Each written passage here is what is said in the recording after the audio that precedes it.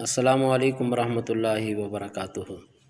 سامعین محترم، آج آپ حضرات کے سامنے گناہوں کے جو نقصانات ہیں ان کے بارے میں کچھ بتانا ہے۔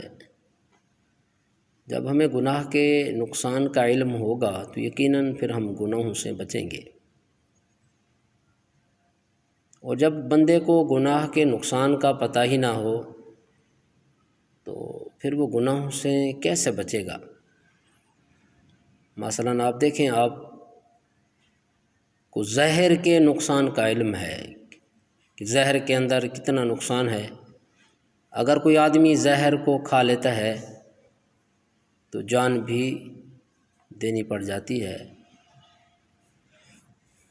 تو زہر کے نقصان کا پتہ ہے اور گناہوں کے نقصان کا پتہ نہیں ہے، تو اس لیے آج میں آپ کو بتاؤں گا کہ گناہوں کے جو نقصانات ہیں وہ کیا ہیں، اور ہمیں ان کا علم ہونا چاہیے تاکہ پتہ چلے کہ نماز کے چھوڑنا اس کا کیا گناہ ہے، کیا نقصان ہے، جھوٹ بولتے ہیں اس کا کیا نقصان ہے، کسی کا حق کھانا اس کا کیا نقصان ہے، زکوٰۃ نہ دینا اس کا کیا نقصان ہے، اور قربانی واجب ہو اس کو نہ کرنا اس کا کیا نقصان ہے، حج فرض ہے نہ کرنا اس کا کیا نقصان ہے۔ تو اس لیے سب سے پہلے ہمیں اس بات کا علم ہونا چاہیے کہ گناہوں کے نقصانات کیا ہیں۔ آپ دیکھیں، جب جس بندے کو گناہ کے نقصان کا علم نہیں ہوتا وہ گناہ پہ گناہ کرتا ہے۔ مثلاً 1000 بسکٹ آپ کے سامنے رکھا جائے اور آپ کو بتایا جائے کہ ان میں سے ایک بسکٹ کے اندر زہر ہے، باقی ٹھیک ہے، 999 بسکٹ بھی آپ اٹھانے کے لیے تیار نہیں ہوں گے۔ کیوں؟ ہو سکتا ہے آپ کے دل کے اندر یہ بات آئے کہ ہو سکتا ہے کہ وہ زہر والا ہی بسکٹ نہ ہو، لیکن آپ معصوم بچے کو، 2 سال کا بچہ ہے، آپ اس کو زہر والا بسکٹ دے دیں تو بس بچہ لینے کے لیے بھی تیار ہے اور کھانے کے لیے بھی تیار ہے۔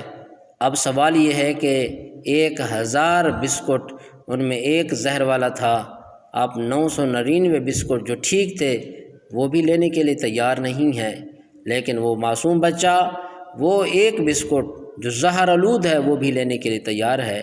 آخر وجہ کیا ہے؟ تو میری بات، میرے ذہن کے اندر، میرے دل نے جو بات کو تسلیم کیا، میرے ذہن کے اندر جو بات آئی وہ یہی ہے کہ اس بچے کو زہر کے نقصان کا پتہ نہیں، اور آپ کو پتہ تھا، اس لیے آپ نے کہا ہو سکتا ہے یہ زہر آلود بسکٹ نہ ہو، تو 1000 بسکٹ میں سے ایک بسکٹ بھی کھانے کے لیے آپ تیار نہیں ہوئے۔ لیکن وہ معصوم بچہ، کیونکہ اس کو زہر کے نقصان کا پتہ نہیں ہے، اس لیے اس نے بسکٹ لیا اور بڑے شوق سے لے گا اور کھانے کے لیے بھی وہ تیار ہوگا۔ اسی طرح جب ہمیں گناہوں کے نقصان کا علم ہوگا تو پھر اس کے بعد ہمیں گناہوں سے بچنا آسان ہو جائے گا۔ اور جب ہمیں گناہ کا علم ہی نہ ہو، بیٹی کا حق کھانا ہے، جب اس کے گناہ کا نقصان کا پتہ ہی نہ ہو، لوگ بیٹیوں کے حق کھا رہے ہیں، بھائیوں کا حق کھا جانا، پڑوسیوں کا حق کھا جانا، بد نظری کرنا، چوری کرنا، شراب کی محافل میں جانا، زنا کرنا، فلمیں اور ڈرامے دیکھنا، فحاشی برائی کے اندر کیا ہے مبتلا ہو جانا۔ یقیناً جب ہمیں اس بات کا علم ہوگا کہ اس کا نقصان کتنا ہے، اس گناہ کا وبال کتنا ہے اس کا، تو یقیناً ہم گناہوں سے بچیں گے۔ اس لیے کوشش فرمائیں کہ گناہوں سے بچیں۔ اللہ تعالیٰ مجھے بھی آپ کو بھی عمل کی توفیق نصیب فرمائے۔ وآخر دعوانا ان الحمد للہ رب العالمین۔